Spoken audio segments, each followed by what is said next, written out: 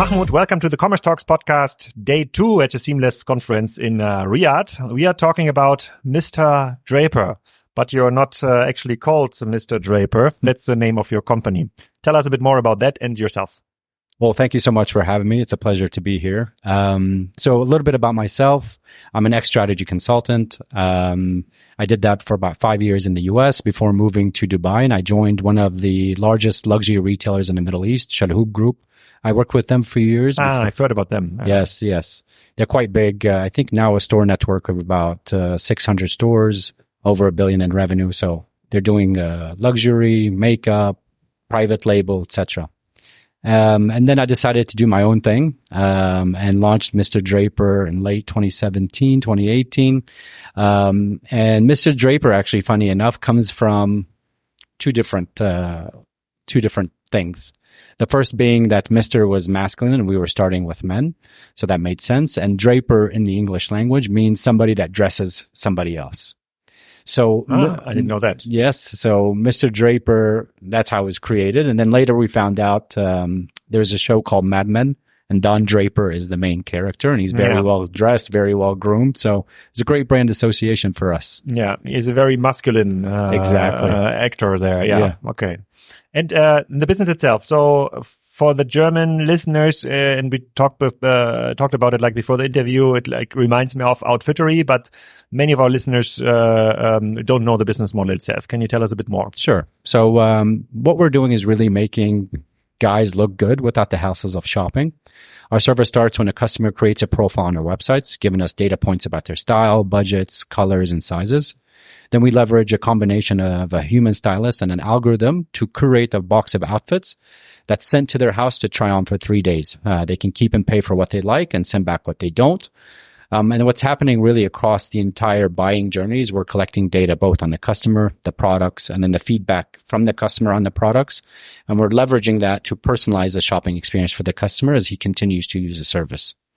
Can you give us some ballpark numbers about the business? How many customers, how many regions, how many boxes are you serving? Sure. So we launched in the UAE. We went officially to market in 2017, 2018. 50,000 customers, 7,000 active, multi-millions in revenue at this point. And now we're working to launch the same service in the UAE, in KSA. And the UAE means you're covering then mainly Dubai, Abu Dhabi, and some of the other Emirates? Yeah, exactly. So Dubai, Abu Dhabi are our main markets. We also have Sharjah, we have Ajman and Ras Al Khaimah. And what do you think is the potential for this? If you're looking at like 100 standard male customers, regardless if it's UAE, KSA, or Germany. So how many would be... What is like your aim? How many could you outfit? So if you're looking at the UAE, which is a population of about 10 million people, it's a relatively small market, to be fair. 10 million, 45% would be considered blue collar. So our target market within a certain salary bracket is about 400,000 men. If you look at Saudi, however, which is a much bigger market, 35 million population, you're looking at about 6 million men between the ages of 25 to 40 that are within the salary bracket that we would target. So it's a considerably larger market. But like from an outside perspective, and it's interesting like to be here in the region just to see it with our own eyes, most of them are wearing the same white dress. So how far developed is like the personal taste, the need to be outfitted in something else? Or is there like maybe there's like different types in the white dress, or I think black ones too, which would leverage your data-based model? So I really love this question. And, you know, for the longest time, it was a really difficult question to answer until recently. So everybody was making the same assumptions, and it's a misconception. The Saudi Fashion Council actually recently, as about a month ago, released a report about the fashion market in Saudi. So if you look at men specifically, they're expected to be, the fashion market for them is expected to be about 25 billion by 2025. No, sorry, 3 billion by 2025, with 13% made up of this traditional thobe wear. So the rest... 30 or? 13. 13. Only 13. Only 13%, which is a surprise, for everybody. Mm-hmm. The market is quite huge and all the largest brands in the world exist here. And as of right now, Saudi doesn't have a lot of tourism. So the market is buying up these brands. Nice. Interesting. And tell me a bit more like about the customer process. I understand if I register on Mr. Draper, I maybe tell you my favorite brands, my size, my monthly budget, may fabric preferences. I don't like cotton. I like cotton, whatever like this. Do I also have to upload a photo from my favorite dress, which is then processed by your data team or by the personal stylist? So in terms of data, right, what we're collecting here, which is super important to highlight, is what's called zero-party data. It's a customer it's a data that a customer is willingly giving to you about themselves. So it's very targeted. In terms of imagery, the customer has the option to upload an image, but there's no technology as of yet that's analyzing the image and making any predictions. The technology, what's really looking at is a combination of the customer data, so his style profile, product data, so attributes for a specific product. When we consider a shirt like you're wearing, it's not, let's say, a black slim fit shirt from Tommy Hilfiger. It's a black, slim fit, 100% cotton shirt with a pattern inside the lapel, that's size X, that has these types of buttons, that has this type of collar, that's short sleeve or long sleeve. So it's automatically tagged with attributes on a product SKU level that the algorithm is looking at. And then what's really happening is we're creating, and this is like a very common technique called collaborative filtering, where grouping customers and creating body doubles off of them.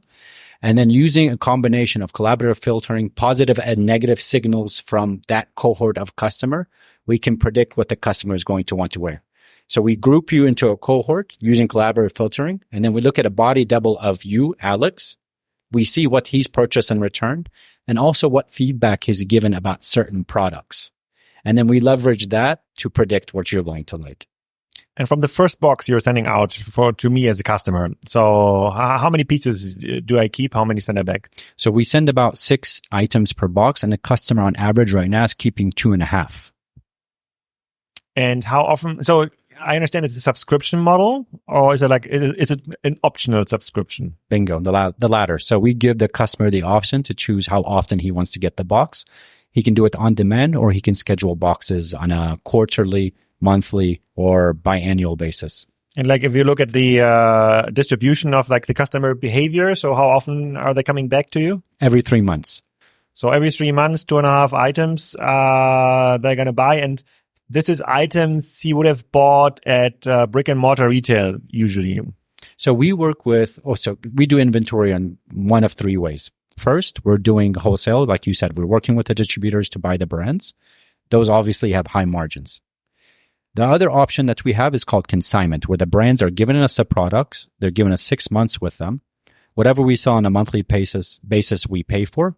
Whatever we don't sell at the end of 6 months, we can send back to them. This is great for working capital, not great for margins because we're only taking a small cut. And more recently, what we've been doing, using the data that we have, we're actually able to predict what items are going to sell the fastest. And we're producing them in the UAE and making them ourselves under our own brands. And was there also, when I remember like the German market about this kind of business model, there was a certain hype around it. And I don't remember actually the timing of the hype. It could have been like 2016, 14, 17, 18. And there were like many companies trying to compete with the same model because obviously subscription as a business model became big there. It was the first time when subscription was applied on hardware. Like hardware subscription was like the new fantasy game for VCs. How was it when you started the business? We were way too early to the market. Now, if you're talking about AI, we were we've been doing AI before AI was cool. And this business model, we launched it at a time where basic e-commerce was getting picked up in the region. So in the very early days, it was very hard to raise money. We actually focused more on angels to raise money than we did VCs. And today, is your business model profitable, or do you still need to raise money? We're getting there. I think we're very close at this stage because of a combination of, driving down cost of acquisition and our private label brands. But now we're more focused on growing the business across the GCC before we focus on profitability. What we often see with such kind of businesses is that, yes, you're trying to win new customers, like in certain markets, like entering now KSA, as a market. But, I think it was the case at Moto and at Twittery that they tried to sell data also to, fashion companies. And so, okay, you see, we have a very high return rate on this kind of product. So obviously you need to look into like the fabric quality or how it's made, how it's cut. Obviously there's like a mistake in the product, data which was not available to the manufacturers before, and therefore trying to move the business model away from the retailing margin and moving it into the service kind of margin business. What is your experience here? So at this point, that's not something that we're doing. I know it's something that retailers want, but we're thinking about it from a different perspective. So to run this type of business model and to do it the way that we're doing it, there's no real technology that you can buy off the shelf to run this business model. So what we've been doing for the past 4 years is really building it from scratch. So that's a CRM, that's an inventory system that's built from scratch. That's a CDP and the algorithm, obviously.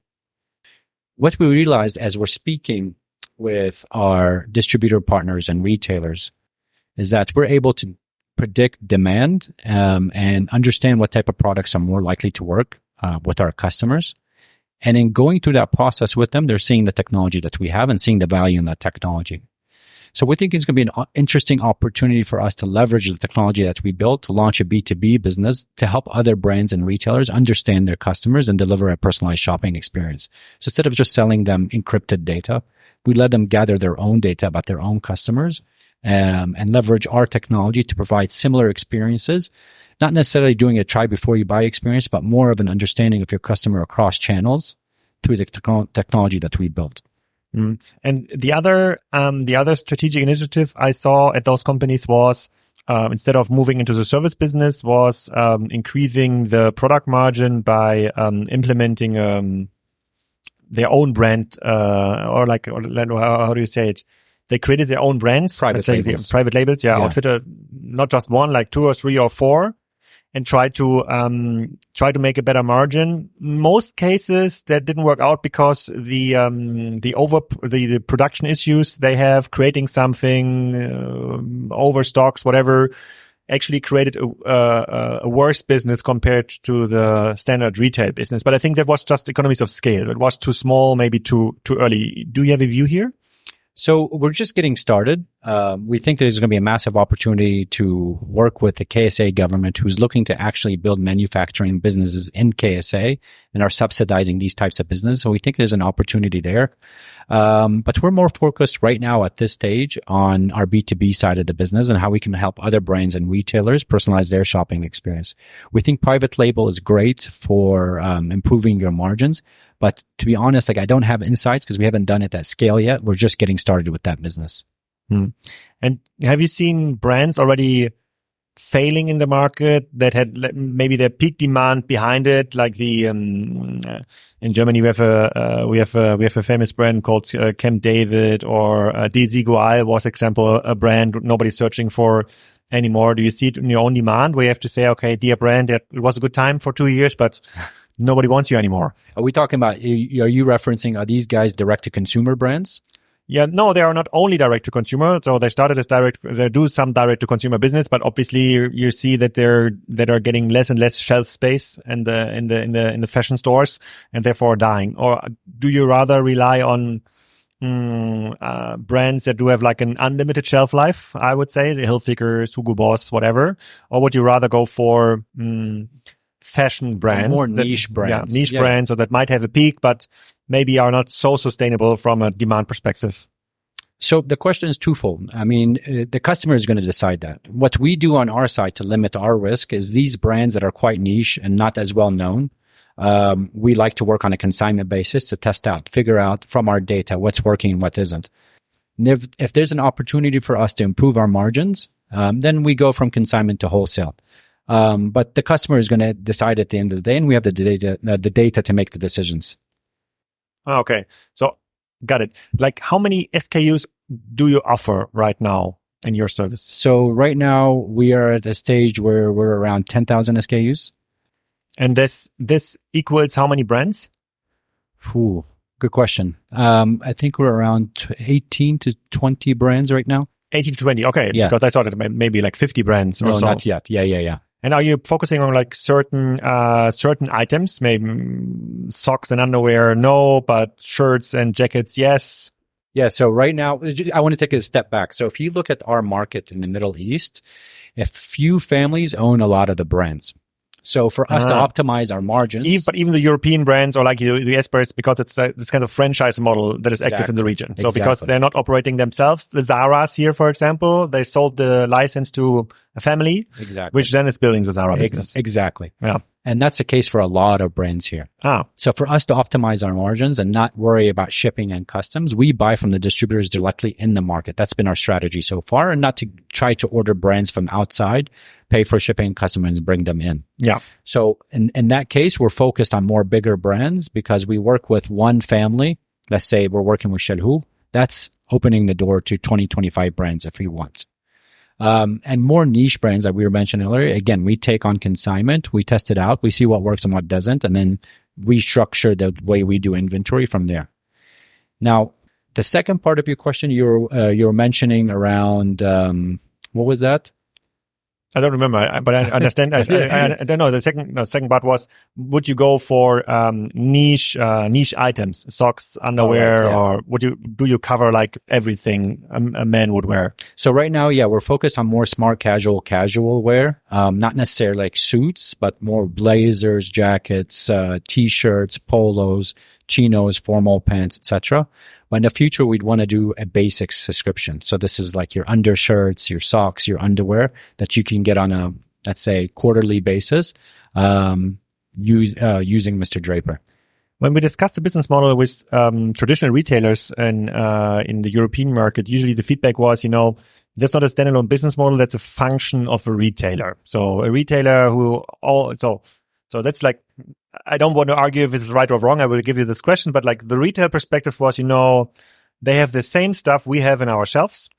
They're serving a fraction of our customers, but an interesting fraction of our customers. And the only difference is the customer is not coming in the store anymore, but over an online form, the customer is served via DHL, Hermes, any parcel service. We can do the same. Though I'm pretty sure you've heard this argument before. What's your answer? So honestly, like in the long term, yes, they can do the same, but it's not something that happens overnight. What powers this business model? The data that you have and the way the algorithm is able to predict what a customer wants. That's not something that you can buy off the shelf. It takes time to build that kind of data set. And it takes also the experience and know-how and all the failings that we've had across building Mr. Draper to know what to look out for. So yes, they can do it, but I don't think it's something that they can do overnight. And then becomes a decision strategically as a retailer is, do you build or buy, right? If this is a business model that they want, do they want to invest in making all the mistakes and going through the ups and downs of this business model? Or would they rather just buy it off the shelf and have it ready and they just implement their products and services on top?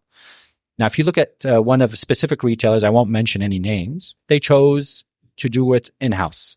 So they looked at our business model. They actually did a due diligence on our business model and then replicated it internally. Until this day, it's still lagging behind us in terms of market share. And it's been about 3 years now. So, I mean, it's a decision for every retailer to take themselves. But I think if the leadership at the top has digital experience or a tech background, they would know that this is a build versus buy decision and how much they're willing to invest. And in most cases, it makes more sense to buy this off the shelf from as a startup or another business offering something similar than building it themselves. How do you prioritize features and functions? Because I believe there with the thousands of customers that we have, there are like super customers, maybe buying every month, and they were requesting extra services. Like, I would like have my personal stylist coming to me at home, or please don't send me a box with 6 items. I want to have like the whole assortment, 200 items at my house party tomorrow, and I will buy even more. And I guess there's like even more features and requests I cannot even think about. But so it's like, it's always easy to focus on this kind of things like customers are wanting, whereas it's not like serving a purpose like for the rest of the customers. How do you prioritize? That's a really good question. Something I have to think about. But I mean, really what we try to do is we try to build things that are just going to make our customers' experience as great as possible and in line with what they want. But at the same time, it has to make business sense. And a lot of the things they've actually said that they've requested, right? So, in one specific case, they did want customers, stylist to come to their house and do the styling. And they were willing to pay for it. But for us, like just logistically, that didn't make sense. So what we'd like to do is if we continuously hear the same type of feedback, instead of going all out and building something, we build an MVP of it. So at one point, a customer wanted, like you said, to work with a stylist one-on-one. And we kept hearing that over and over, like, I want to meet my stylist. I want her to come with me, etc. So what we did actually is we built a pop-up inside a suite of a hotel. We moved a fraction of our best-selling inventory into this pop-up, and we invited our customers to come in and work with their stylist one-on-one using our inventory in this pop-up.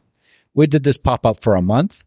And it was actually a very interesting case where it became more of a platform than a shop, in the sense that customers were coming to do the styling session for the first time, interacting with our service and getting to know us, and then transitioning to the box.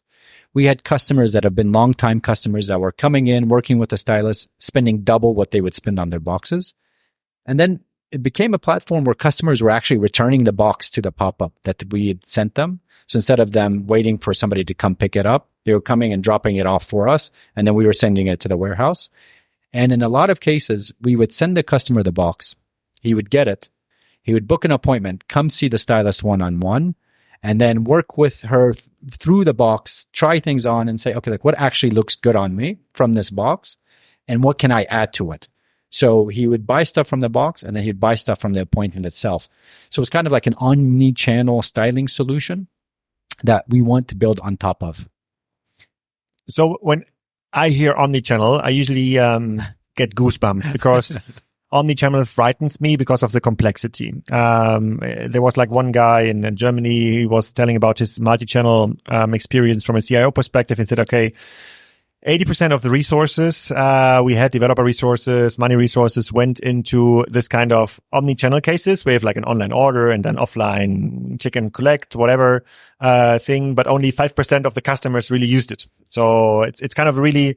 It's a strange thing. There's a business behind it. Yeah, but it's so complicated to manage. So even the return process, it's not so easy because then it comes to the store or to the pop-up store in the hotel. Then you have to collect it. Then the customer might expect like immediate payout instead of like a deferred payout later when he's doing it online. You have the expert at your warehouses that are usually taking back the inventory, checking if it's the right inventory, the right things to do. But it's like, it's really not omnichannel on scale is really consuming a lot of resources. And when we see customers talking about it, then we say, okay, there must be very good reason not focusing on pure online experience anymore, custom acquisitions, more features, whatever, before you're stepping in this omnichannel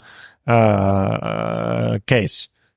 Yeah, just one remark. No, I mean, that's an interesting thought. And to be honest, look, and it's very interesting. I mean, I honestly, offline, I'd love to talk about this further and understand it a bit more. I'm actually, funny enough, I'm doing a talk later today talking about how to leverage data and technology to personalize a shopping experience. And I'm doing Who's moderating it, Lina? No, it's just a talk. Right? There's no moderation. I'm just getting out there and talking for 20 minutes, which I haven't done before.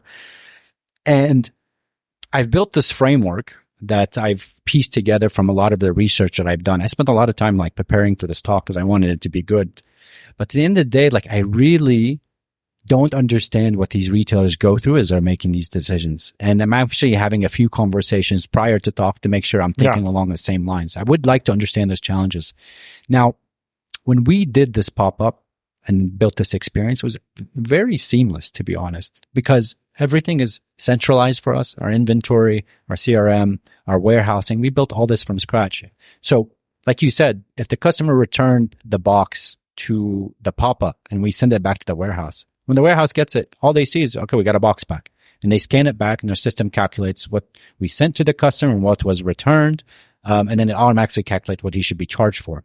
If the customer bought anything additional from the pop-up and it's the same customer, we just created a new order for him and called it an offline order. Like we built a system around it. Have we done it at scale? No. But I don't know if we would have the same challenges because in our view, and which is very limited to what we've done, we would keep inventory centralized, and we would have services running off that inventory. And we are making the decision on the buying process, the product. The customer's not choosing anything for himself. So we wouldn't have that problem of missing inventory as a customer is placing an order. That makes sense. Totally makes sense. If you were free to choose and money is not a limitation, what is your biggest bottleneck you would solve? Is it like the amount of inventory, 200 other brands? Is it customer acquisition? Is it your maybe own delivery fleet with stylists driving around the trucks going to the customer? So what would fuel your growth? So right now at this specific stage, right, we're still relatively early. A lot of the growth would be, a lot of the money would be spent on growing the Saudi market.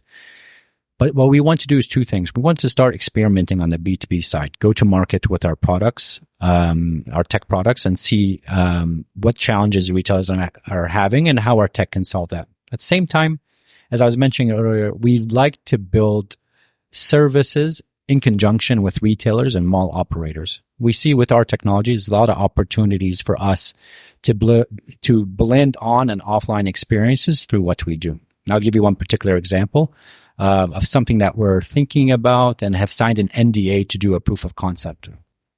Again, a lot of families owns malls. They own malls and they own the brands inside the malls. It's a very unique relationship. So what we'd like to do is leverage offline inventory for our service and in return share data with the mall operators about what's working and what isn't. So let's say we walk into a mall. We build out a small operational center inside that mall.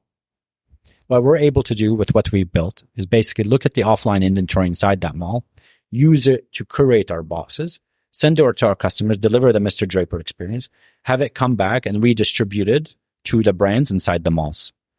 So in return, what's happening is like we built all these dashboards that the guys are seeing what's going in, what's going out. At the same time, we're giving them demographic data. Okay, a male between these ages from this nationality with this type of style profile has said these things about your products. So for us, it's like scaling mall operations through technology. For them, it's understanding who their customers are and how their products are being received by the customers. And it's us working in conjunction to digitize the mall asset. In the long term, the strategy there could be, as a mall operator, you can reduce rent for your retailers. You can instead make the structure of your rent to be more commission based off revenue. And to optimize for like a win-win situation between the mall operator and the retailer, to optimize, you provide these types of services for your retailers, for your offline tenants to drive revenue from their shop. And that's just one example. And there's a few that we can play with. That was a long-winded answer, but it's more, I guess, like the long and short of it is we want to experiment more, leveraging technology to digitize the apparel shopping experience. Okay, then maybe let's go a bit like to the present again, and that's going to be the last question for the podcast. So if you're going to sit here again in Riyadh, seamless Riyadh, I hope it's going to be later in the year next year. It's really hot outside. If you're going to sit here again next year, where will Mr. Draper be? Next year.